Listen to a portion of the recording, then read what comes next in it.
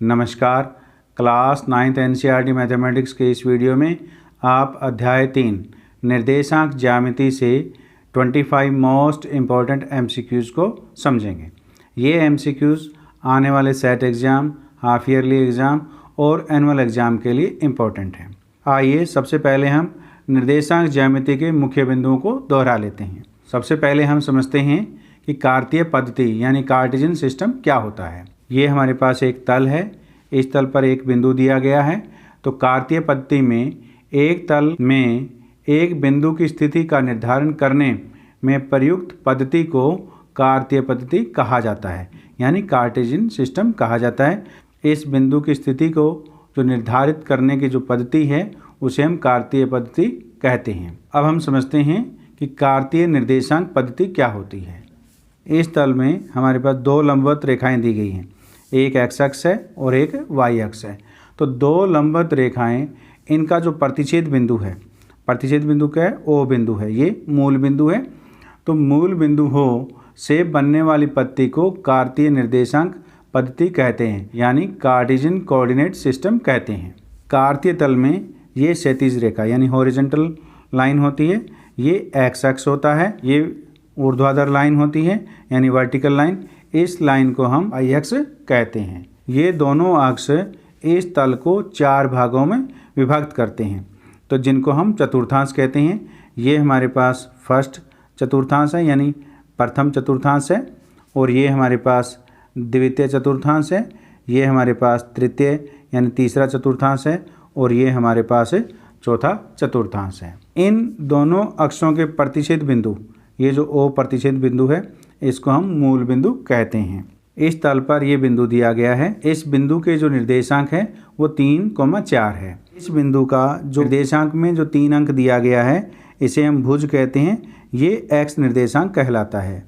और इस बिंदु में ये जो 4 मान दिया गया है, इसे हम कोटि कहते हैं, और ये वाई निर्देशांक कहलाता है।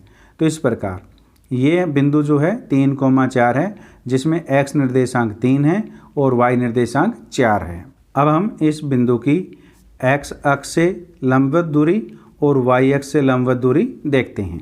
इस बिंदु की जो वाई अक्ष से लंबवत दूरी है, ये जो दूरी है वो कितनी है? 3 है। इस प्रकार वाई अक्ष से लंबवत दूरी बिंदु का एक्स निर्देशांक होता है। इसी प्रकार ये जो लंबवत दूरी है, ये क्या है? एक्स अक्ष से दूरी है, ये कितनी है? 4 है। इस प्रकार बिंदु का जो वाई निर्देशांक होता है वो एक्स अक्ष से उसकी लंबवत दूरी होती है। एक्स अक्ष पर स्थित किसी बिंदु के निर्देशांक हम x, 0 के रूप में लेते हैं। जैसे हमारे पास ये बिंदु है। अब इस बिंदु के यदि हम निर्देशांक लिखें तो यहाँ पे x का मान, x निर्देशांक हमारे पास 4 है और y निर्देशांक क्या है? 0 है। तो इस प्रकार 4, 0 इस बिंदु के निर्देशांक है। इस प्रकार x अक्ष पर y निर्देशांक का मान हमेशा 0 होता है। इसी प्रकार यदि हम कोई भी बिंदु y अक्ष पर लें तो उसके निर्देशांक हमेशा हम 0, y के रूप में लेते हैं, क्योंकि y अक्ष पर x का मान 0 होता है। जैसे हमने ये बिंदु लिया, अब इस बिंदु के जो निर्देशांक है, इस बिंदु में x का निर्देशांक क्या है? 0 है, और y का निर्देशांक क्या है? 2 है। तो इस बिंदु के जो निर्देशांक है 0, 2 है। इस प्रकार y अक्ष पर x निर्देशांक हमेशा 0 होता है और x अक्ष पर y निर्देशांक हमेशा 0 होता है। दोनों अक्ष के जो प्रतिच्छेद बिंदु है, ये मूल बिंदु कहलाता है और इसके निर्देशांक 0, 0 होता है। और ये मूल बिंदु अकेला ऐसा बिंदु है जो x अक्ष पर भी है और y अक्ष पर है। अब ये हमारे पास प्रथम चतुर्थांश है। तो प्रथम चतुर्थांश में कोई भी बिंदु हम लेंगे, उस बिंदु के जो निर्देशांक के चिन्ह होंगे वो दोनों धनात्मक यानी पॉजिटिव होंगे। जैसे यहाँ पे 3,4 है, तो यहाँ पे x का निर्देशांक भी पॉजिटिव होगा और y का निर्देशांक भी फर्स्ट क्वाड्रेंट में पॉजिटिव होगा। और सेकंड की बात करें तो सेकंड में जो x के निर्देशांक हैं वो क्या है? ऋणात्मक है यानी नेगेटिव है, तो नेगेटिव लेंगे। और सेकंड में y के जो मान हैं यानी y निर्देशांक जो होंगे वो क्या होंगे? पॉजिटिव होंगे। इस प्रकार द्वितीय चतुर्थांश में कोई भी बिंदु के जो निर्देशांक होंगे उसमें x निर्देशांक नेगेटिव होगा और y निर्देशांक पॉजिटिव होगा। इसी प्रकार तीसरे चतुर्थांश में यानी थर्ड क्वाड्रेंट में x के जो निर्देशांक होंगे वो नेगेटिव होंगे और y के निर्देशांक भी क्या होंगे, नेगेटिव होंगे। तो इस प्रकार किसी बिंदु के निर्देशांक में x का निर्देशांक नेगेटिव हो और y का निर्देशांक भी नेगेटिव हो तो वो तीसरे चतुर्थांश में होता है। इसी प्रकार अगर हम कोई बिंदु चौथे चतुर्थांश में लें तो उसमें x के जो निर्देशांक के जो मान होंगे वो हमारे पास पॉजिटिव होंगे और वह y के जो निर्देशांक होंगे वो क्या होंगे, नेगेटिव होंगे। तो इस प्रकार किसी बिंदु के निर्देशांक x निर्देशांक पॉजिटिव हो और y निर्देशांक नेगेटिव हो तो वो बिंदु चौथे चतुर्थांश में होता है। आइए अब हम इस अध्याय से संबंधित 25 मोस्ट इंपॉर्टेंट MCQs को वन बाय वन सॉल्व करते हैं। तो हमारे पास फर्स्ट क्वेश्चन है, क्वेश्चन नंबर 1, वे बिंदु मूल बिंदु के अतिरिक्त यानी मूल बिंदु को छोड़कर जिनके भुज उनकी कोटि के बराबर हैं निम्नलिखित में स्थित होंगे। तो हमें देखना है कि इन चारों में से कौन सा ऑप्शन होगा। तो जिनके भुज और कोटि दोनों बराबर होता है, हम एग्जाम्पल लेते हैं, जैसे मान लेते हैं 2 2 है तो इसमें भुज और कोटि दोनों के मान बराबर हैं। ऐसा भी हो सकता है कि -4 और -4 यानी भुज भी -4 हो और कोटि भी -4 हो। तो इस प्रकार जब भुज और कोटि दोनों बराबर हैं तो दोनों के निर्देशांक पॉजिटिव होंगे या दोनों के निर्देशांक नेगेटिव होंगे। तो हम जानते हैं दोनों निर्देशांक पॉजिटिव पहले में होते हैं, ये पहले चतुर्थांश में होते हैं, और दोनों निर्देशांक नेगेटिव हो तो वो तीसरे चतुर्थांश में होते हैं। तो इस प्रकार दिए गए ऑप्शन में सी ऑप्शन है वो बिल्कुल सही है। आइए अब हम क्वेश्चन नंबर 2 को सॉल्व करते हैं। क्वेश्चन नंबर 2, बिंदु -4 5 स्थित है प्रथम चतुर्थांश में, द्वितीय में, तीसरे में, चौथे में। तो यहाँ पे जो बिंदु दिया गया है इसमें x निर्देशांक नेगेटिव है और y निर्देशांक है वो क्या है, पॉजिटिव है। तो हम जानते हैं कि x निर्देशांक नेगेटिव हो और y निर्देशांक पॉजिटिव हो वो द्वितीय चतुर्थांश में होता है। इस प्रकार बिंदु -4 5 स्थित है किसमें, द्वितीय चतुर्थांश में। तो ऑप्शन बी बिल्कुल सही है। आइए अब हम क्वेश्चन नंबर 3 को सॉल्व करते हैं। तो क्वेश्चन नंबर 3, चौथे चतुर्थांश में स्थित किसी बिंदु के भुज और कोटि के क्रम से चिन्ह होंगे। तो भुज चौथे चतुर्थांश में जो x निर्देशांक होते हैं यानी भुज होता है वो पॉजिटिव होता है और जो कोटि होता है वो नेगेटिव होता है यानी ऋणात्मक होता है। तो ये ऑप्शन सी में दिया गया है। इस प्रकार ऑप्शन सी बिल्कुल सही है। आइए अब हम क्वेश्चन नंबर 4 को सॉल्व करते हैं। तो क्वेश्चन नंबर 4, बिंदु 0 -5 स्थित है। तो यहाँ पे x निर्देशांक है वो 0 दिया गया है और y निर्देशांक है वो -5 दिया गया है। हमें बताना है कि ये y अक्ष पर है, x अक्ष पर है, द्वितीय चतुर्थांश में है या चौथे चतुर्थांश में है। तो हम जानते हैं कि जब x निर्देशांक 0 हो और y के निर्देशांक का कोई मान दिया हो तो वो y अक्ष पर स्थित होता है। इस प्रकार दिए गए ऑप्शन में ए ऑप्शन बिल्कुल सही है। नेक्स्ट क्वेश्चन है क्वेश्चन नंबर 5, बिंदु -8 0 स्थित है। तो दिए गए ऑप्शन में हमें देखना है कि -8 0 स्थित कहाँ पर है। पहले ऑप्शन में है y अक्ष की ऋणात्मक दिशा में, b है x अक्ष की ऋणात्मक दिशा में, c है चौथे चतुर्थांश में और d है तीसरे चतुर्थांश में। तो हम देख रहे हैं कि इसमें जो दिए गए ऑप्शन है उसी के अनुसार हमें इसका आंसर देखना है। तो x का जो निर्देशांक दिया गया है वो -8 है यानी वो ऋणात्मक दिशा में है और y का निर्देशांक 0 दिया गया। तो जब y का निर्देशांक 0 हो तो वो x अक्ष पर बिंदु स्थित होता है, लेकिन यहाँ पे x का जो निर्देशांक है वो ऋणात्मक है यानी नेगेटिव है।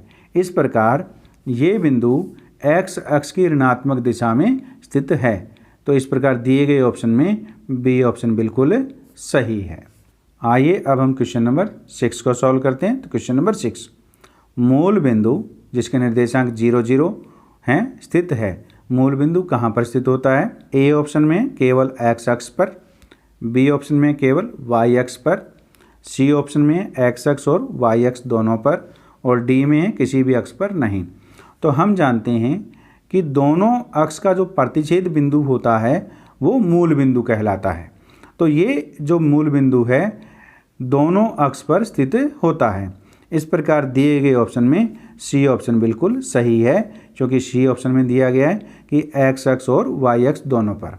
केवल मूल बिंदु ही ऐसा बिंदु है जो दोनों अक्ष पर स्थित होता है। इस प्रकार ऑप्शन सी बिल्कुल सही है।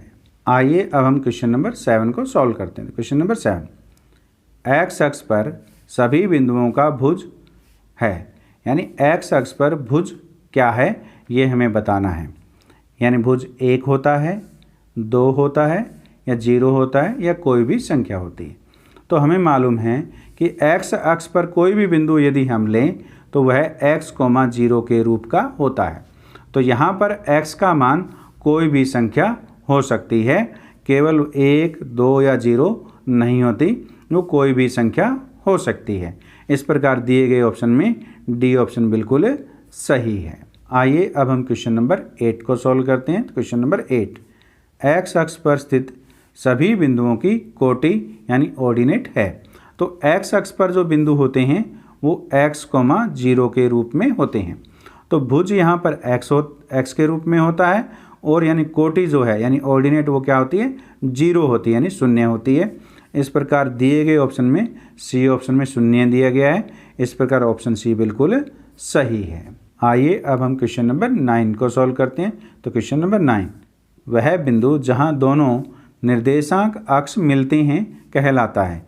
तो निर्देशांक अक्ष का यहाँ पर अर्थ है कि एक्स अक्ष और वाई अक्ष जहाँ पर दोनों मिलते हैं, यानी एक दूसरे को प्रतिच्छेद करते हैं, उस बिंदु को हम क्या कहते हैं? क्या कोटि कहते हैं, भुज कहते हैं, मूल बिंदु कहते हैं या चतुर्थांश कहते हैं? उसको हम मूल बिंदु कहते हैं, जहाँ पर दोनों अक्ष प्रतिच्छेद करते हैं, या ऐसा कहें कि दोनों निर्देशांक अक्ष मिलते हैं। इस प्रकार दिए गए ऑप्शन में सी ऑप्शन बिल्कुल सही है। आइए अब हम क्वेश्चन नंबर 10 को सॉल्व करते हैं। तो क्वेश्चन नंबर 10, वह बिंदु जिसके दोनों निर्देशांक ऋणात्मक हैं स्थित होंगे। यानी जो हमारे पास बिंदु दिया गया है, दोनों निर्देशांक से यहाँ मतलब है कि x निर्देशांक भी ऋणात्मक होगा और y निर्देशांक भी ऋणात्मक होगा।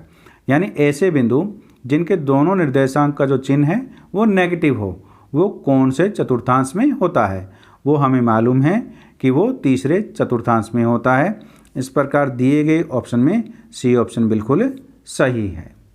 आइए अब हम क्वेश्चन नंबर 11 को सॉल्व करते हैं। तो क्वेश्चन नंबर 11, बिंदु 1 - 1, दूसरा है 2 - 2, तीसरा है 3 - 5 और चौथा है 4 - 1 स्थित है। ये जो चारों बिंदु दिए गए हैं, इनके ये हमें बताना है कि कहाँ स्थित हैं। चतुर्थांश 1 में है, चतुर्थांश दूसरे में है, तीसरे में है या चौथे में है। तो हम यहाँ पे देख रहे हैं कि x निर्देशांक के मान जो है 1, 2, 3 और 4, सभी बिंदुओं में x निर्देशांक है वो पॉजिटिव है, और y निर्देशांक क्या है, -1, -2, -5, -1, और y निर्देशांक क्या है, नेगेटिव यानी ऋणात्मक है। तो हम जानते हैं कि x निर्देशांक पॉजिटिव हो और y निर्देशांक नेगेटिव हो, ऐसा बिंदु चौथे चतुर्थांश में स्थित होता है। इस प्रकार दिए गए ऑप्शन में डी ऑप्शन में दिया गया है चतुर्थांश 4 में। इस प्रकार ऑप्शन डी बिल्कुल सही है। इस प्रकार ये दिए गए चारों बिंदु चतुर्थांश 4 में स्थित है।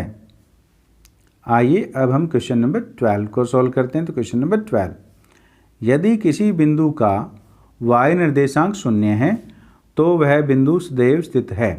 यानी y निर्देशांक क्या दिया गया, y निर्देशांक 0 दिया गया है। यहाँ पर केवल y निर्देशांक 0 दिया गया है, x निर्देशांक कुछ भी हो सकता है। तो हम मान लेते हैं कि x निर्देशांक x दिया गया है, तो यह जो बिंदु है हमेशा x अक्ष पर स्थित होता है, क्योंकि हम जानते हैं कि x अक्ष पर y का निर्देशांक हमेशा क्या होता है, 0 होता है। इस प्रकार दिए गए ऑप्शन में ए ऑप्शन में x अक्ष दिया गया है। इस प्रकार ए ऑप्शन बिल्कुल सही है। क्वेश्चन नंबर 13, तो क्वेश्चन नंबर 13 में है बिंदु -5, 2 और 2 - 5 स्थित है। तो पहला बिंदु जो दिया गया है वो -5 और 2 दिया गया है। इसमें जो x निर्देशांक है वो नेगेटिव है और y निर्देशांक है वो क्या है, पॉजिटिव है। तो जिसमें x निर्देशांक नेगेटिव हो और y निर्देशांक पॉजिटिव हो, ऐसा बिंदु द्वितीय चतुर्थांश में होता है। इस प्रकार ये बिंदु जो है वो दूसरे चतुर्थांश में होगा। अब हम इसकी बात करते हैं। तो इसमें x निर्देशांक है वो पॉजिटिव दिया गया है यानी 2 दिया गया है, और y निर्देशांक क्या है -5 यानी वो नेगेटिव दिया गया है।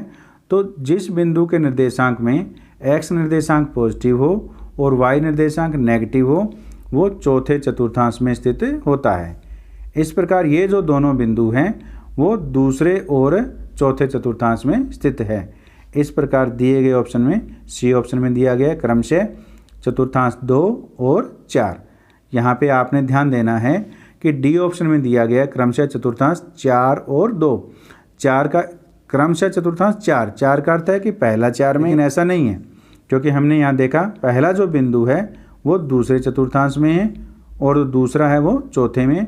इस प्रकार ऑप्शन सी बिल्कुल सही है। आइए अब हम क्वेश्चन नंबर 14 को सॉल्व करते हैं। तो क्वेश्चन नंबर 14, किसी बिंदु का भुज धनात्मक होता है, यानी भुज धनात्मक हो तो वो बिंदु कहाँ पर स्थित होता है। तो हमें मालूम है कि जब भुज धनात्मक हो, केवल भुज धनात्मक रहे यानी हमारे पास जो भुज है यानी x निर्देशांक है वो पॉजिटिव रहे, तो y निर्देशांक पॉजिटिव हो सकता है, या अगर भुज जो धनात्मक है यानी x निर्देशांक पॉजिटिव है तो y नेगेटिव हो सकता है। यानी x के निर्देशांक तो हमेशा पॉजिटिव रहें और y के निर्देशांक या तो पॉजिटिव हो सकते हैं या नेगेटिव हो सकते हैं। इस प्रकार ये बिंदु जो है जिसके चिन्ह दोनों भुज और कोटि के धनात्मक हों वो पहले में होते हैं। ऐसा बिंदु जिसका भुज धनात्मक हो और कोटि नेगेटिव हो वो चौथे चतुर्थांश में होता है। इस प्रकार दिए गए ऑप्शन बी में दिया गया है चतुर्थांश 1 और 4 में। तो इस प्रकार ऑप्शन बी बिल्कुल सही है। आइए अब हम क्वेश्चन नंबर 15 को सॉल्व करते हैं। तो क्वेश्चन नंबर 15, यदि किसी बिंदु P की x अक्ष से लंबिक दूरी 5 मात्रक हो तथा इस लंब का पाद यानी फुट पॉइंट x अक्ष की ऋणात्मक दिशा पर स्थित हो, तो बिंदु P का यानी बिंदु P का x निर्देशांक -5 है या y निर्देशांक 5 केवल है या y निर्देशांक -5 केवल है या y निर्देशांक 5 या -5 है। तो देखिए लंबिक दूरी से यहाँ पे अर्थ है कि लंबवत यानी परपेंडिकुलर डिस्टेंस 5 मात्रक दी गई है x अक्ष से। इस लंब का जो पाद यानी फुट पॉइंट x अक्ष की ऋणात्मक दिशा में है। तो हम जानते हैं कि x अक्ष की जो ऋणात्मक दिशा है वो ये होती है, ये y अक्ष के ऊपर 5 मात्रक यहाँ पर है और इधर हम मान लेते हैं कि -5 है। तो अब देखिए इसकी 5 मात्रक दूरी दी गई है तो वो ये बिंदु ऐसे यहाँ पर हो सकता है या यहाँ पर हो सकता है। तो इस प्रकार ये डिस्टेंस जो है वो हमारे पास 5 मात्रक है और ये डिस्टेंस भी क्या है 5 मात्रक है। x अक्ष से परपेंडिकुलर डिस्टेंस 5 मात्रक, तो x अक्ष हमारे पास ये है तो इस बिंदु परपेंडिकुलर डिस्टेंस वह 5 मात्रक है और इस बिंदु की भी जो डिस्टेंस है x अक्ष से क्या है 5 मात्रक है। तो इस बिंदु के जो y निर्देशांक है वो -5 होगा और इस बिंदु का जो y निर्देशांक है वो क्या होगा 5 होगा। इस प्रकार दिए गए ऑप्शन में डी ऑप्शन बिल्कुल सही है जिसमें y निर्देशांक बराबर 5 या -5 है। ये अब हम क्वेश्चन नंबर 16 को सॉल्व करते हैं। क्वेश्चन नंबर 16, बिंदुओं O बिंदु के हैं निर्देशांक 0 0 और A के हैं 3 और 0, B के हैं 3 और 4 और C बिंदु के निर्देशांक हैं 0 4 को आलेखित करके तथा OA AB BC और CO को मिलाने पर निम्नलिखित में से कौन सी आकृति प्राप्त होगी। यानी वो जो इन चारों बिंदुओं को जब हम मिलाएंगे तो हमें वर्ग मिलेगा या आयत मिलेगा या समलंब मिलेगा या समचतुर्भुज मिलेगा, ये हमने देखना है। तो देखिए पहला बिंदु है O 0 0 यानी ये मूल बिंदु है। तो मूल बिंदु यहाँ पर जहाँ पर दोनों एक्सिस प्रतिच्छेद करती हैं वो मूल बिंदु होता है। तो इस O बिंदु के निर्देशांक हैं वो हमारे पास 0 0 है, ये हमने पहला बिंदु ज्ञात किया। फिर है A के हैं 3 0 यानी x निर्देशांक 3 है और y निर्देशांक 0 है, यानी x अक्ष पर होगा क्योंकि x अक्ष पर y का निर्देशांक 0 होता है। तो 3 0 का जो बिंदु है x अक्ष पर 3 ये है। तो इस प्रकार ये बिंदु हमारे पास A आ गया जिसके निर्देशांक 3 0 है। फिर है हमारे पास B जिसका निर्देशांक 3 और 4 है, यानी भुज 3 है और y 4 है, तो भुज 3 रहा और y 4, यानी इसके सामने हम यहाँ पे ये जो बिंदु है इसके सामने इस बिंदु के जो निर्देशांक ये b है और ये है 3,4, और फिर c है जो 0 और 4। यहाँ पे भुज यानी x निर्देशांक 0 है तो ये y अक्ष पर होगा, तो यहाँ पे y का मान यानी y निर्देशांक 4 है, तो इस प्रकार ये बिंदु यहाँ पर मिलेगा हमें, क्योंकि यहाँ y का निर्देशांक 4 है और x का निर्देशांक 0 है, तो ये c बिंदु हमें मिल गया जिसका निर्देशांक 0 और 4 है। अब हम इनको मिलाते हैं, ये हमने इसको मिलाया और इसको मिलाया, तो इस प्रकार जब हम ये देख रहे हैं कि ये कौन सी आकृति बन गई, ये यानी ये जो हमारे पास चौड़ाई है वो 3.3 मात्रक है और जो लंबाई है वो कितनी है 4 मात्रक है। इस प्रकार लंबाई और चौड़ाई अलग अलग हैं, तो यह एक आयत है। इस प्रकार दिए गए ऑप्शन में बी ऑप्शन में आयत दिया गया है, इस प्रकार ऑप्शन बी बिल्कुल सही है। आइए अब हम क्वेश्चन नंबर 17 को सॉल्व करते हैं। तो क्वेश्चन नंबर 17, यदि बिंदुओं P -1 1, Q 3 -4, R के 1 -1, S -2 -3 और T -4 4 को आलेख कागज़ पर आलेखित किया जाए तो चौथे चतुर्थांश के बिंदु है। तो हम जानते हैं चौथे चतुर्थांश में जो बिंदु होते हैं उसके जो चिन्ह होते हैं वो ये होते हैं, यानी x निर्देशांक पॉजिटिव होता है और y निर्देशांक क्या होता है नेगेटिव होता है। तो इस प्रकार इन दिए गए ऑप्शन में जिसका x निर्देशांक पॉजिटिव है और y निर्देशांक नेगेटिव है वो चौथे चतुर्थांश में स्थित होगा। तो देखिए पहले में x निर्देशांक नेगेटिव है तो ये चौथे में नहीं है, दूसरे में x निर्देशांक पॉजिटिव है और y निर्देशांक नेगेटिव है तो ये होगा, और R में x निर्देशांक पॉजिटिव है y निर्देशांक नेगेटिव है तो ये भी बिंदु चौथे में होगा, और S में दोनों नेगेटिव है तो ये नहीं होगा, और T में x निर्देशांक नेगेटिव है y निर्देशांक है वो पॉजिटिव है तो ये भी नहीं होगा। इस प्रकार इन चारों बिंदुओं में केवल Q और R दो बिंदु ऐसे हैं जो चौथे चतुर्थांश में स्थित हैं। इस प्रकार दिए गए ऑप्शन बी ऑप्शन में दिया गया है Q और R, इस प्रकार ऑप्शन बी बिल्कुल सही है। आइए अब हम क्वेश्चन नंबर 18 को सॉल्व करते हैं। यदि दो बिंदुओं P और Q के निर्देशांक क्रमशः -2 3 और -3 5 हैं तो P का भुज -Q का भुज बराबर है। तो P का भुज यानी पहला ये P बिंदु है, इसका भुज क्या दे रखा है हमारे पास -2 दे रखा है, और फिर Q का भुज कितना है -3 है, तो यहाँ पे -3 रख देंगे। तो इसको हल करते हैं, -2 माइनस के माइनस से मल्टीप्लाई हो गए +3, तो -2 + 3 कितना हो गया हमारे पास 1, यानी पॉजिटिव का 1 आ गया। तो 1 हमारे पास दिए गए ऑप्शन बी में दिया गया है, इस प्रकार ऑप्शन बी बिल्कुल सही है। आइए अब हम क्वेश्चन नंबर 19 को सॉल्व करते हैं। तो क्वेश्चन नंबर 19, यदि बिंदु P, Q, R, S और O को एक आलेख कागज़ पर आलेखित किया जाए तो x अक्ष पर स्थित बिंदु हैं, यानी x अक्ष पर कौन कौन से बिंदु हैं ये हमें बताना है। तो x अक्ष पर जो बिंदु होते हैं वो इस प्रकार के होते हैं x, 0, यानी x अक्ष पर जो कोटि है यानी y का जो निर्देशांक है वो 0 होता है। तो इन दिए गए ऑप्शन में जिसमें y निर्देशांक 0 है वो हम पहले देखते हैं। तो इसमें पहले में y निर्देशांक 1 है तो ये x अक्ष पर नहीं है, इसमें 8 और 0 है, यहाँ पर y निर्देशांक 0 है तो Q बिंदु है वो x अक्ष पर होगा। हमने लिख लिया Q। R निर्देशांक में जो बिंदु दिए गए हैं वो 0 और 4 है, तो इसमें x निर्देशांक 0 है तो ये y अक्ष पर स्थित होगा, तो ये x अक्ष पर स्थित नहीं है। इसमें भी x निर्देशांक वो 0 है, ये y अक्ष पर स्थित है। और बिंदुओं इसमें x निर्देशांक 0 है और y निर्देशांक 0 है।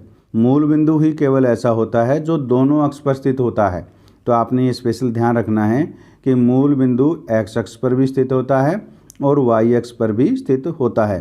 तो यहाँ पे पूछा है कि x अक्ष पर स्थित बिंदु है, तो जो मूल बिंदु O है ये भी x अक्ष पर स्थित है। इस प्रकार हमारे पास कौन कौन से आ गए, Q और O आ गए। इस प्रकार जो ऑप्शन दिए गए हैं इन ऑप्शन में डी ऑप्शन में दिया गया है Q और O, तो इस प्रकार ऑप्शन डी बिल्कुल सही है। आइए अब हम क्वेश्चन नंबर 20 को सॉल्व करते हैं। तो क्वेश्चन नंबर 20, वह बिंदु जिसकी कोटि 4 है और जो y अक्ष पर स्थित है होगा। जिसकी कोटि 4 है, यानी कोटि 4 है और y अक्ष पर स्थित हो, तो हमें मालूम है कि y अक्ष के ऊपर जो बिंदु होते हैं वो 0, y के रूप के होते हैं। यानी y अक्ष पर x जो निर्देशांक है वो 0 होता है, तो x का निर्देशांक 0 हो गया और y यानी कोटि हमें 4 दिया गया है। तो इस प्रकार बिंदु के निर्देशांक में x निर्देशांक 0 है और y निर्देशांक 4, यानी कोटि जो है वो 4 है, तो वो 0 और 4 बिंदु आ गए। अब दिए गए ऑप्शन में बी ऑप्शन में बिंदु 0 और 4 दिया गया है, इस प्रकार ऑप्शन बी बिल्कुल सही है। क्वेश्चन नंबर 21, बिंदुओं P, Q, R, S और T ये बिंदुओं के निर्देशांक दिए गए हैं, में से कौन कौन से बिंदु x अक्ष पर स्थित नहीं हैं। हमें ये बताना है कि इन बिंदुओं में x अक्ष पर कौन कौन से बिंदु स्थित नहीं हैं। तो हम जानते हैं कि x अक्ष पर जो बिंदु होता है वो x, 0 के रूप के होते हैं, यानी जिसका y निर्देशांक 0 हो वो x अक्ष पर होता है। जो इस रूप का है वो x अक्ष पर होगा, जो इस रूप का नहीं है वो x अक्ष पर स्थित नहीं होगा। तो यहाँ पर x का निर्देशांक 0 है, तो ये x अक्ष पर स्थित नहीं है, तो ये P पॉइंट मिल गया हमें। Q जो है इसके जो निर्देशांक हैं, x निर्देशांक 1 है और y निर्देशांक 0 है, तो ये x अक्ष पर स्थित है, इसलिए ये नहीं है। R जो बिंदु है इसमें x निर्देशांक 0 है और y निर्देशांक -1 है, तो ये x अक्ष पर स्थित नहीं है, क्योंकि इसमें x निर्देशांक 0 है और y निर्देशांक -1 है, इसलिए यह है बिंदु x अक्ष पर स्थित नहीं है। और S इसमें x निर्देशांक -5 है और y निर्देशांक 0 है, तो ये बिंदु x अक्ष पर स्थित है। और बिंदु T इसमें x निर्देशांक 1 है और y निर्देशांक 2 है, तो ये बिंदु भी x अक्ष पर स्थित नहीं है, तो ये ऑप्शन सी में दिया गया है P, R और T, तो इस प्रकार ऑप्शन सी बिल्कुल सही है। आइए अब हम क्वेश्चन नंबर 22 को सॉल्व करते हैं। तो क्वेश्चन नंबर 22, वह बिंदु जो y अक्ष की ऋणात्मक दिशा में y अक्ष पर 5 मात्रक की दूरी पर स्थित है होगा। y अक्ष की ऋणात्मक दिशा में हो और y अक्ष पे हो, तो y अक्ष पे जो हम बिंदु लेते हैं वो हम 0, y के रूप के लेते हैं, लेकिन यहाँ पे y अक्ष की ऋणात्मक दिशा दिया गया है, तो यहाँ पे y जो होगा वो क्या होगा, नेगेटिव होगा। तो और y अक्ष पर 5 मात्रक की दूरी पर स्थित है, तो बिंदु आ जाएगा हमारे पास 0, -5। तो इस प्रकार बिंदु y अक्ष की ऋणात्मक दिशा में और y अक्ष पर 5 मात्रक की दूरी पर स्थित हो, वह बिंदु 0, -5 है, तो ये ऑप्शन सी में दिया गया है, इस प्रकार ऑप्शन सी बिल्कुल सही है। आइए अब हम क्वेश्चन नंबर 23 को सॉल्व करते हैं। तो क्वेश्चन नंबर 23, y अक्ष से बिंदु P की लंबिक दूरी है, यानी इस बिंदु की जो P से लंबिक दूरी से यहाँ पे अर्थ है कि वो लंबवत दूरी यानी परपेंडिकुलर डिस्टेंस कितनी है, ये हमें बताना है। तो पहले हम इस बिंदु की स्थिति को निर्धारित करते हैं। तो P में x निर्देशांक 3 है और y निर्देशांक 4 है, तो x निर्देशांक 3 ये रहा और y निर्देशांक 4 है, तो इन दोनों का जो बिंदु है ये हमारे पास आ जाएगा। तो इस प्रकार ये जो बिंदु है P है जिसके निर्देशांक 3, 4 है। अब हमें y अक्ष से इस बिंदु की लंबिक दूरी बतानी है, तो y अक्ष से जो डिस्टेंस है वो इसकी ये है, तो हमारे पास ये जो डिस्टेंस है वो कितनी है, ये डिस्टेंस 3 है, तो ये कितना आएगा 3। तो y अक्ष से इस बिंदु की जो डिस्टेंस है वो 3 मात्रक है, क्योंकि जो बिंदु का भुज होता है यानी x निर्देशांक होता है वो उसकी y अक्ष से परपेंडिकुलर डिस्टेंस होती है, और जो बिंदु का y निर्देशांक होता है वो उसकी x अक्ष से परपेंडिकुलर डिस्टेंस यानी लंबिक दूरी होती है। तो यहाँ पर हमारे पास मिली है 3, इस प्रकार दिए गए ऑप्शन में ए में दिया गया है, इस प्रकार ए ऑप्शन बिल्कुल सही है। आइए अब हम क्वेश्चन नंबर 24 को सॉल्व करते हैं। क्वेश्चन नंबर 24, आकृति में P के निर्देशांक हैं, तो आकृति में हमारे पास ये आकृति दी गई है, इसमें बिंदु P, Q, R, S और T अंकित हैं।